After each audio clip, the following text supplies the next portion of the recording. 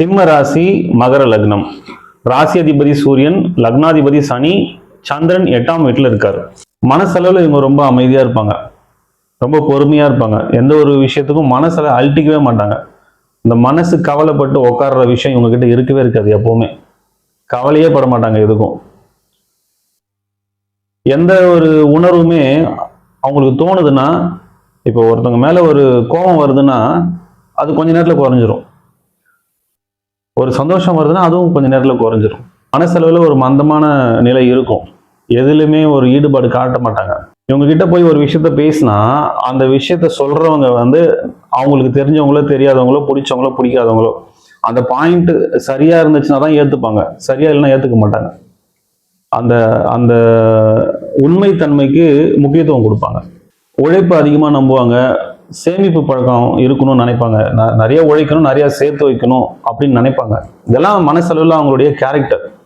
ப்ராக்டிக்கலா அவங்க எப்படி இருப்பாங்கன்னா, தர்ம சிந்தனை அதிகமா இருக்கும். ஒருத்தவங்களுக்கு ஒரு உதவி தேவைன்னா அவங்க கேட்கறது முன்னாடி ஓடி ஓடி போய் ஹெல்ப் பண்ற அந்த கேரக்டர் இருக்கும்.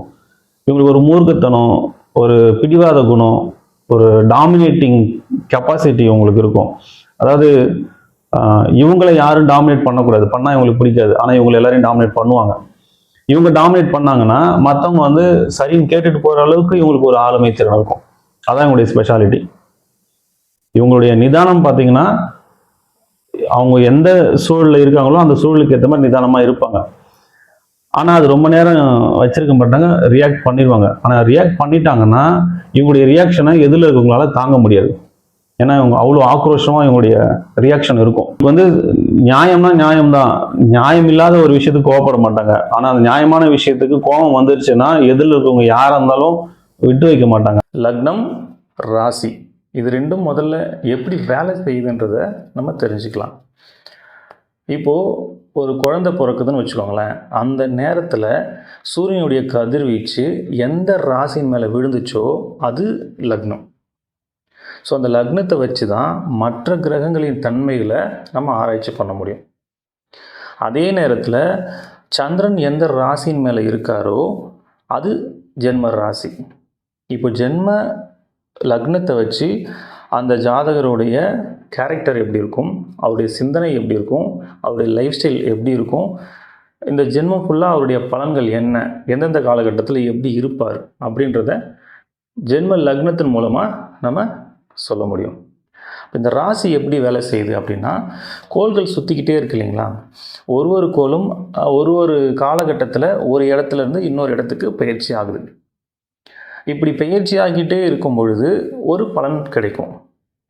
ஒரே கிரகம் ஒரு வீட்டில் இருக்கும்போது ஒரு பலன் தரும், இன்னொரு வீட்டில் இருக்கும்பொழுது வேற ஒரு பலனை தரும்.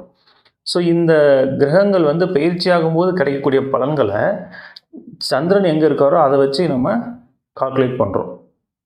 அதுதான் ராசி. ஸோ நீங்கள் பார்த்தீங்கன்னா ராசி பலன் தான் எங்கேயுமே சொல்லுவாங்க. ஏன் அப்படின்னா லக்னம்ன்றது ஃபிக்ஸ்டு.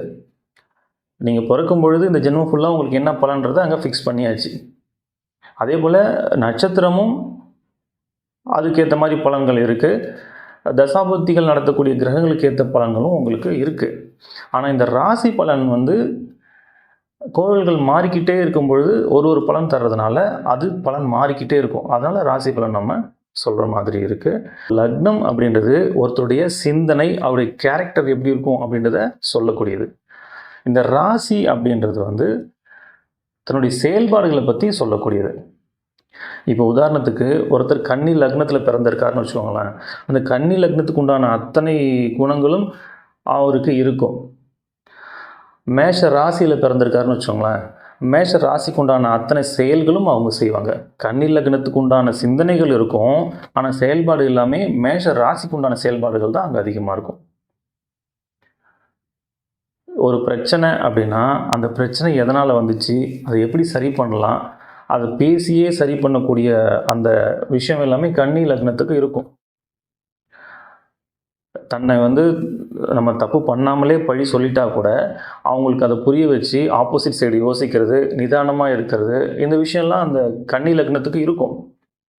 ஆனால் மேஷ ராசியை பொறுத்த வரைக்கும் என்னை எப்படி நீங்கள் என்னை தப்பு சொல்லலாம், அந்த கோபம் வந்துடும். அந்த கோபத்தோட அந்த தன்னுடைய உணர்வு வெளிப்படுத்தக்கூடிய அந்த தன்மை மேஷராசிக்கு இருக்கும். ஸோ மனசில் பார்த்தீங்கன்னா அவங்க நிதானமாக தான் இருப்பாங்க. நம்ம வந்து அவங்கள கேட்கணும், அவங்க சைடு நம்ம என்ன நியாயத்தை கேட்கணும், அவங்க சைடு யோசிக்கணும்லாம் இருக்கும். ஆனால் செயல்படும் பார்த்தா அந்த டைமில் டக்குன்னு கோவப்பட்டுருவாங்க.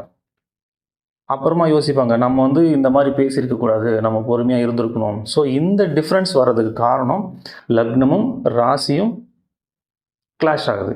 இப்போது ஒருத்தரை நம்ம பார்க்குறோன்னா அவருடைய கேரக்டர் என்ன, அவர் என்ன சிந்திக்கிறார், அவர் மனசில் என்ன நினைக்கிறாரு அப்படின்றத நம்ம ஈஸியாக புரிஞ்சிக்க முடியாது.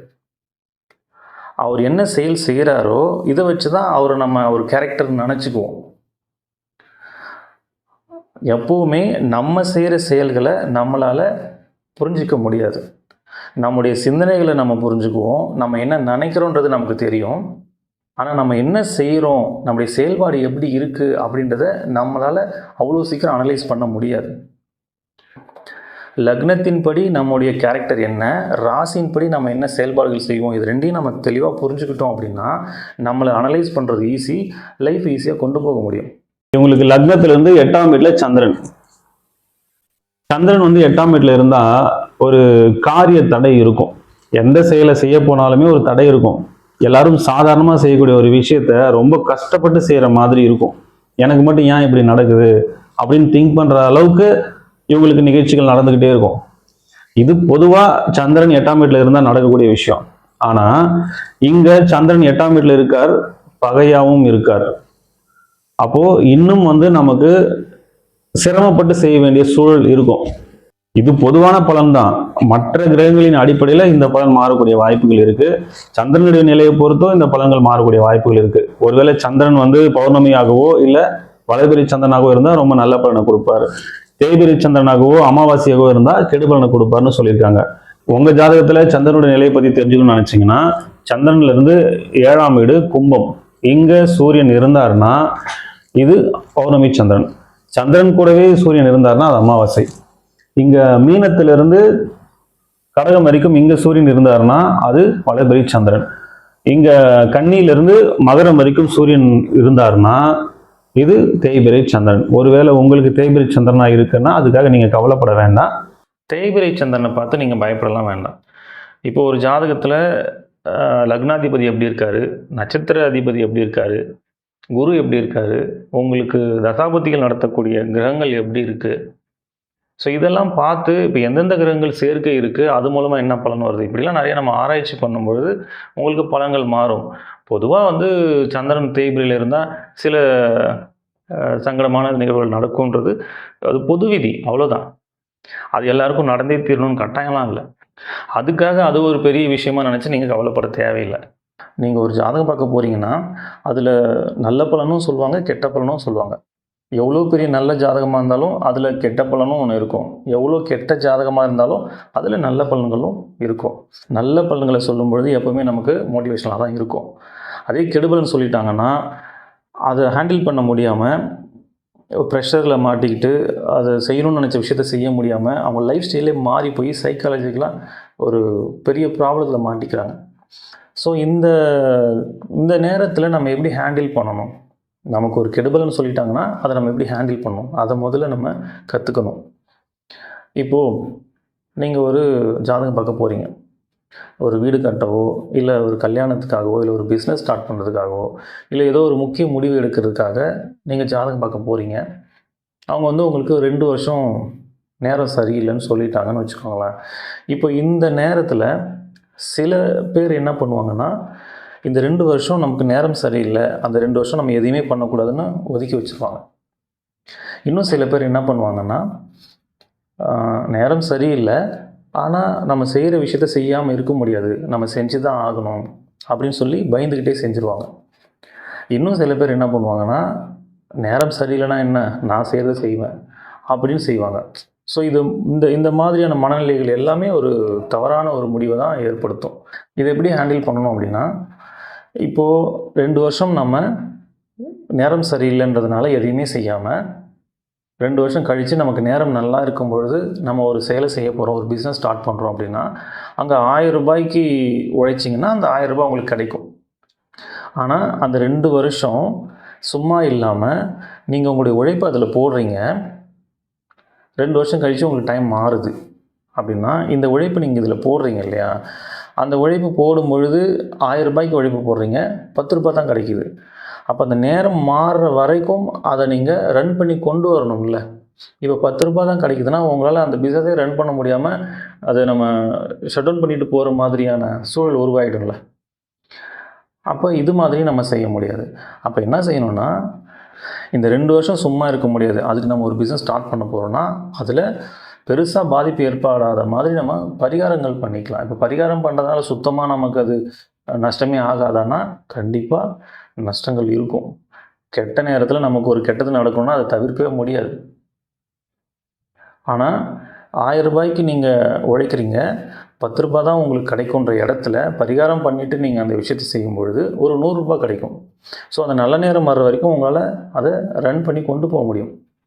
ஆனால் அதுக்கப்புறம் நீங்கள் உழைச்ச உழைப்பு இருக்கு இல்லையா, இங்கே நீங்கள் என்னென்ன உழைப்பெல்லாம் உங்களுக்கு வீணாக போச்சோ, எவ்வளோ நஷ்டமாச்சோ அதை விட பல மடங்கு இங்கே திரும்ப கிடைக்கும். இப்போ நிறைய பேர் நேரம் சரியில்லைன்ற ஒரு காரணத்தினால எதையுமே செய்யாமல் விட்டுறாங்க. ஸோ அந்த மாதிரி இருக்கக்கூடாதுன்றதுக்காக நான் சொல்கிறேன், நீங்கள் கட்டாயம் செய்யுங்க. அந்த உழைப்பு அந்த நேரத்தில் பலன் தரலனாலும் உங்களுக்கு நேரம் மாறும் பொழுது பல மடங்கு திரும்ப கிடைக்கும். நல்ல நேரம் வந்துச்சுன்னா 1000 ரூபாய்க்கு நீங்கள் உழைச்சிங்கன்னா 10,000 கிடைக்கலாம், 1,00,000 கிடைக்கலாம். அதுக்கு நீங்கள் என்ன பண்ணியிருக்கணும், கெட்ட நேரமாக இருந்தால் கூட உங்களோட உழைப்பை மிஸ் பண்ணக்கூடாது. நீங்கள் எல்லா நாளும் அந்த உழைப்பை போட்டுக்கிட்டே இருக்கணும். அதுக்கு தான் சொன்னேன், வெறும் உழைப்பு மட்டும் நீங்கள் போடும் பொழுது அந்த நல்ல நேரம் வரைக்கும் அந்த பிஸ்னஸை கொண்டு போக முடியாமல் போகலாம். அதுக்கு தான் சின்ன சின்ன பரிகாரங்கள் பண்ணிக்கணும். பரிகாரம் பண்ணணும்னா பணம் செலவு பண்ணி தான் பண்ணணும், கட்டாயம்லாம் இல்லை. பணம் செலவு செய்யாமலே நிறைய பரிகாரங்கள் செய்ய முடியும். அது என்னன்றது நான் திரும்ப பின்னாடி சொல்கிறேன். ஸோ எவ்வளோ கெடுபலன்கள் நம்ம ஜாதகத்தில் இருந்தாலும் அதை சரி பண்ணுறதுக்கு ஆப்ஷன் ஒன்று இருக்குது. அதனால் நீங்கள் சந்திரன் தேய்பிரையாக இருக்கிறதுனால நமக்கு ஏதோ பெரிய பிரச்சனையாக இருக்குமோ அப்படின்னு பயப்பட வேணாம். அதனால் வரக்கூடிய பாதிப்புகளை நம்ம சரி செய்கிறதுக்கும் நம்மக்கிட்ட வாய்ப்புகள் இருக்கும். அந்த ஜாதகத்தில் பார்க்கும்பொழுது கண்டிப்பாக இருக்கும். அதனால் நீங்கள் பயப்பட வேண்டாம். இவங்களுக்கு வேலையை பற்றி சொல்லணும்னா, அரசு வேலை கிடைக்கக்கூடிய வாய்ப்புகள் அதிகம், அரசியல்வாதியாக இருக்கக்கூடிய வாய்ப்புகள் அதிகம். அரசியல் சார்ந்த வேலைகள் இல்லை தொழில், ஏதாவது ப்ராஜெக்ட் எடுத்து பண்ணுறது, சப்கான்ட்ராக்ட் எடுத்து பண்ணுறது, இது மாதிரியான வாய்ப்புகள் இவங்களுக்கு கிடைக்கும். பரம்பரையாக செய்கிற தொழிலை செய்வதற்கான வாய்ப்புகள் அதிகம். ஒரு போலீஸாக இருக்கிறது, மிலிட்டரியில் இருக்கிறது, டாக்டராக இருக்கிறது, மக்களுக்கு சர்வீஸ் பண்ணணும் ப்ளஸ் பாதுகாப்பு கொடுக்கணும், அது மாதிரியான வேலை செய்யக்கூடிய வாய்ப்புகளும் அதிகம். ஒரு ஐஏஎஸ், ஐபிஎஸ், கெசட்டட் ரேங்கில் இருக்கக்கூடிய உயர் பதவிகள், இது மாதிரியான பதவிகள் இவங்களுக்கு கிடைக்கிறதுக்கான வாய்ப்புகள் இருக்கும். திருமண வாழ்க்கையை பொறுத்த வரைக்கும் இவங்க கொஞ்சம் டாமினேட் பண்ணாமல் இருக்கணும். ஏன்னா இவங்களுடைய டாமினேஷன் அதிகமாக இருந்துச்சுன்னா இவங்களுடைய கணவனோ மனைவியோ அவங்கள ரொம்ப பாதிக்கும். இவங்களுடைய பேச்சு அவங்கள ரொம்ப பாதிக்கும். இவங்களுடைய கணவனோ மனைவியோ லைஃப் பார்ட்னரை பற்றி அதிகமாக இன்வால்மெண்ட் ஆகாத சூழல் இருந்துச்சுன்னா அது அவங்களை அதிகமாக பாதிக்கும். இதெல்லாம் நடக்கிறதுக்கான வாய்ப்புகள் இருக்குது, எல்லாருக்கும் கிடையாது. அது இது பொது பலன் தான். மற்ற கிரகங்களின் அடிப்படையில் பலன்கள் மாறக்கூடிய வாய்ப்புகள் இருக்குது. ஸோ திருமண வாழ்க்கையை பொறுத்த வரைக்கும் முக்கியமாக தவிர்க்க வேண்டியது கோபம். இவங்க கோபப்பட்டாங்கன்னா இவங்களுடைய பார்ட்னரால் தாங்க முடியாது, அவங்களால சமாளிக்க முடியாது. ஸோ கோபத்தை குறைச்சி திருமண வாழ்க்கையை நல்லபடியாக கொண்டு போக முடியும். நம்ம சொல்லக்கூடிய எளிய முறை பரிகாரங்களை வீட்டிலே செய்யும் பொழுது நிச்சயமாக பிரச்சனைகளை குறைக்க முடியும். பரிகாரம் ஏன் சார் பண்ணணும்? பரிகாரம் பண்ணால் பிரச்சனை தீர்ந்துருமா? நிச்சயமாக தீராது. இப்போது நம்ம ஜாதகத்தில் இருக்கக்கூடிய நல்ல பலன்களை நம்ம அனுபவித்து தான் தீரணும். அதே போல் கெடு பலன்களையும் கட்டாயம் அனுபவிக்கணும். அதுக்கு தான் பிறந்திருக்கோம். அப்புறம் இதுக்கு பரிகாரம் பண்ணணும். பரிகாரம் பண்ணால் அந்த பிரச்சனையினால் ஏற்படக்கூடிய விளைவுகளை குறைக்க முடியும். அந்த பிரச்சனையை ஃபேஸ் பண்ண முடியும். அந்த பிரச்சனையை கடந்து போகிறதுக்கான வழிகள் நமக்கு கிடைக்கும். எப்போவுமே நம்ம பிரச்சனையை பார்த்து பயப்பட மாட்டோம். அந்த பிரச்சனையினால் ஏற்படக்கூடிய விளைவுகளை நினச்சி தான் நம்ம பயப்படுவோம். அந்த விளைவுகள் தான் நமக்கு சிரமத்தை கொடுக்கும். இப்போ உதாரணத்துக்கு, இந்த உதாரணம் நான் நிறைய இடத்துல சொல்லியிருக்கேன், இருந்தாலும் எளிமையாக இருக்கிறதுனால நான் திரும்பவும் இதையே சொல்கிறேன். இப்போ நம்ம கீழே விழுந்துட்டோம் அப்படின்னா, கீழே விழுறோம் அப்படின்றது ஒரு பிரச்சனை தான். கீழே விழுந்தால் நமக்கு அடிபடாது, வலிக்காதுன்னா கீழே விழுறதை நினச்சி நம்ம ஏன் பயப்பட போகிறோம்? இப்போ கீழே விழுறது ஒரு நிகழ்வு, ஒரு பிரச்சனைன்னு வச்சுக்கலாம். ஆனால் அதனுடைய விளைவு எப்படி இருக்கலாம்? ஒன்றுமே நடக்காமல் நம்ம எழுந்துடலாம், இல்லை கை காலில் முறிவு ஏற்படலாம், இல்லை 6 மாதம் படுத்து படுக்கையாக இருக்கலாம், இல்லை உயிர் போகிற அளவுக்கு கூட பாதிப்பு ஏற்படலாம். அப்போது கீழே விழுறது ஒரு பிரச்சனை, ஆனால் அதோடைய விளைவுகள் மாறிக்கிட்டே இருக்கு இல்லையா? இப்போ நம்ம பரிகாரம் பண்ணுறதுனால என்ன நடக்கும்னா, அந்த கீழே விழுற பிரச்சனையை நம்ம தவிர்க்க முடியாது, ஆனால் அதனால் ஏற்படக்கூடிய பாதிப்பை நம்ம குறைக்க முடியும். நம்ம ஜாதகத்தில் பிரச்சனைகளை ஏற்படுத்தக்கூடிய கிரகங்களை சாந்தப்படுத்தவும், அதனுடைய வீரியத்தை குறைக்கவும் நம்ம செய்யக்கூடிய செயல்கள் அனைத்துமே பரிகாரம் தான். சரி, இந்த பரிகாரம் பணம் செலவு பண்ணி தான் பண்ணணுமா? பரிகாரம் பல வழிகளை நம்ம செய்ய முடியும். பணம் செலவு பண்ணி செய்கிறது எவ்வளோ வழிகள் இருக்குது. பணம் செலவு பண்ணாமல் நான் செய்யக்கூடிய நமக்கு வழிகள் நிறையா இருக்குது. என்னால் பெருசாக பொருள் செலவு பண்ண முடியாது, ஆனால் பரிகாரம் பண்ணணும்னு நினைக்கிறவங்களுக்கு நான் சொல்லக்கூடிய விஷயங்கள்லாம் நீங்கள் தாராளமாக ஃபாலோ பண்ணலாம்.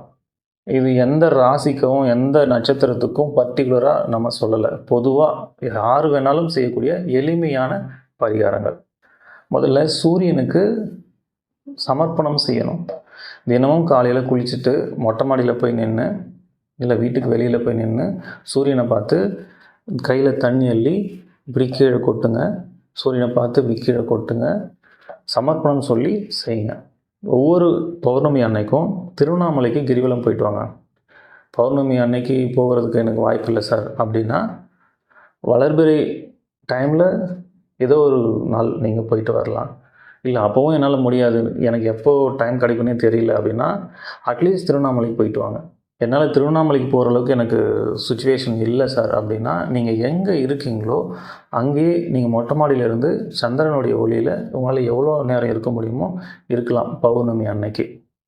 அடுத்தது நவகிரகங்களை சுற்றுங்க. இந்த நவகிரகங்கள் சனிக்கிழமையில் சுற்றுறது சிறப்பு.